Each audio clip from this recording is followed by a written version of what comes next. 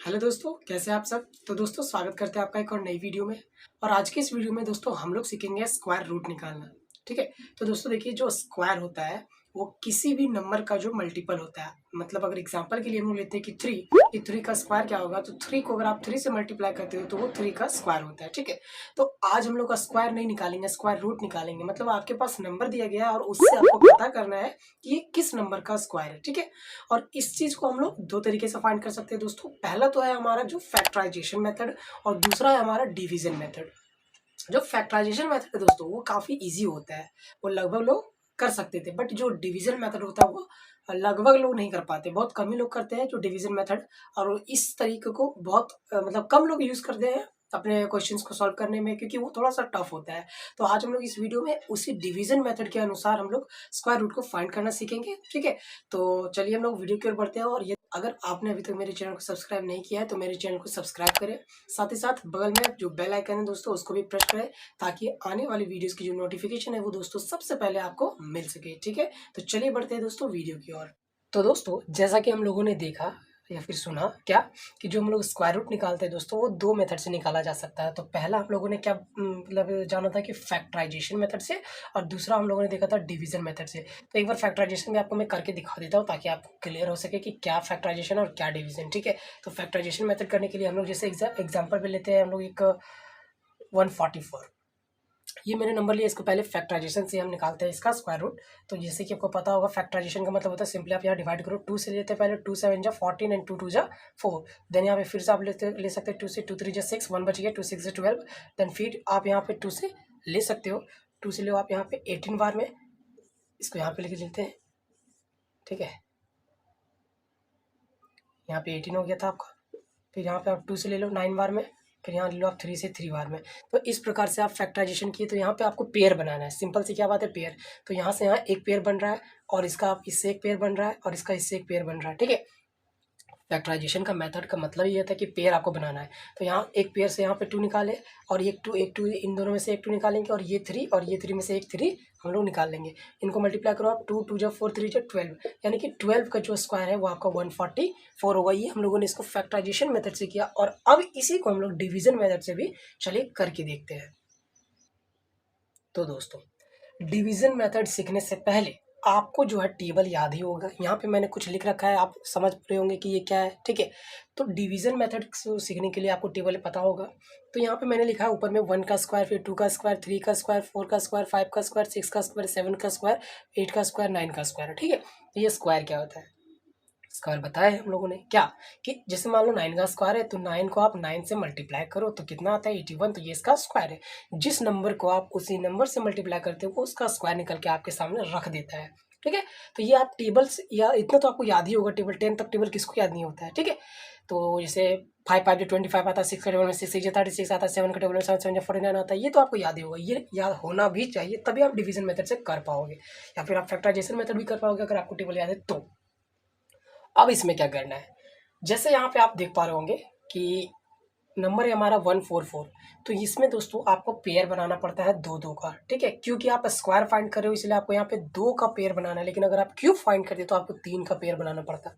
Cube का मतलब क्या होता है, अगर 2 का क्यूब निकालना है हमको तो 2 इंटू टू इंटू टू, तो 2 का क्यूब कितना हो जाता है 8 हो जाता है। ठीक है।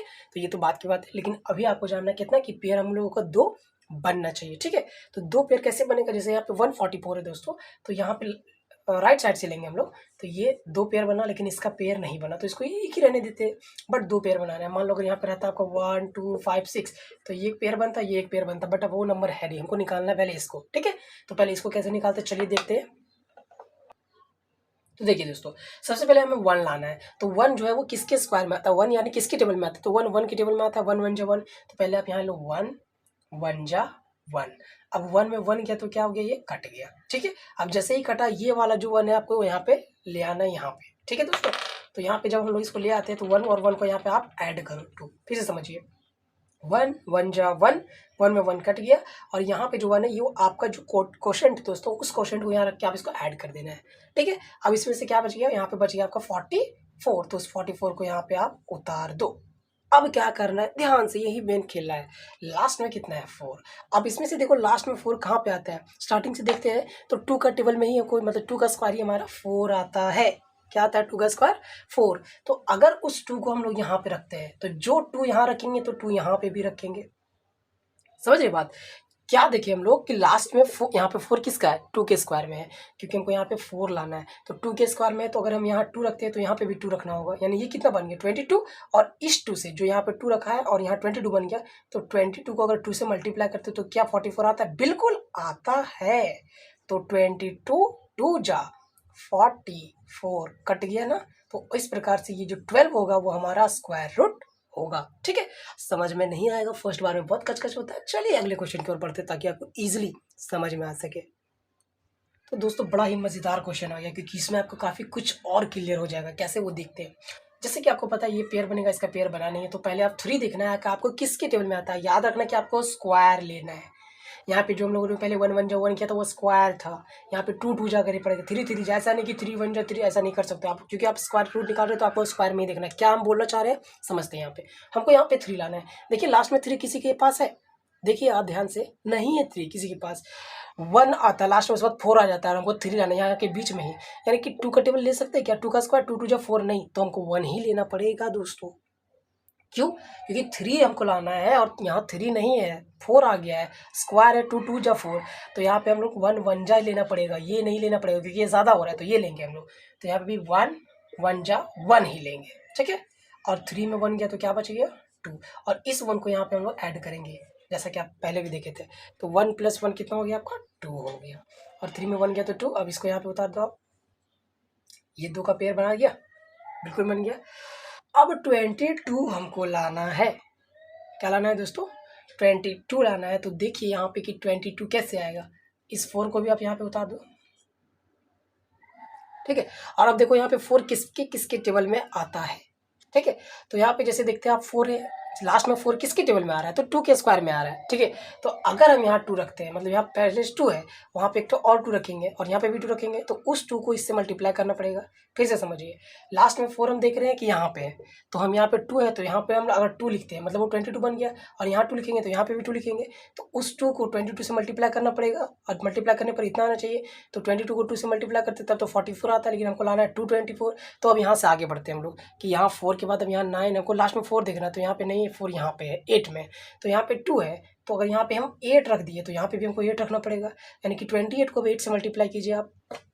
ठीक है, अगर 28 को 8 से मल्टीप्लाई कर लेते हैं तो आना कितना चाहिए 224 आना चाहिए। तो 8 8 जा 64 का 4, हाथ में 6, 8 2 जा 16, 16 और 4 20, 16 और 6 22 होता है। तो इस प्रकार से आप देख पा रहे होंगे कि 2 2 4 जो है कम्प्लीटली कट गया, और इस प्रकार से हम लोग कह सकते हैं कि ये 18 का स्क्वायर है 324। क्लियर हो गया ना। तो इस प्रकार से आप भी डिवीजन मेथड को यूज़ करके स्क्वायर रूट निकाल सकते हो। ये हम लोगों का वीडियो ज़्यादा लंबा हो ना जाए, इसलिए आपके 2 ही क्वेश्चन करके दिखाया, और आगे हम लोग 4 डिजिट के नंबर्स को भी देखेंगे। ठीक है, तो आज के लिए बस इतना ही, मिलते हैं नेक्स्ट वीडियो में। तब तक के लिए अगर चैनल को सब्सक्राइब नहीं किया तो चैनल को सब्सक्राइब कर ले, इसी प्रकार के वीडियोज़ आपको मिलते रहेंगे। ठीक है, टेक केयर, बाय बाय।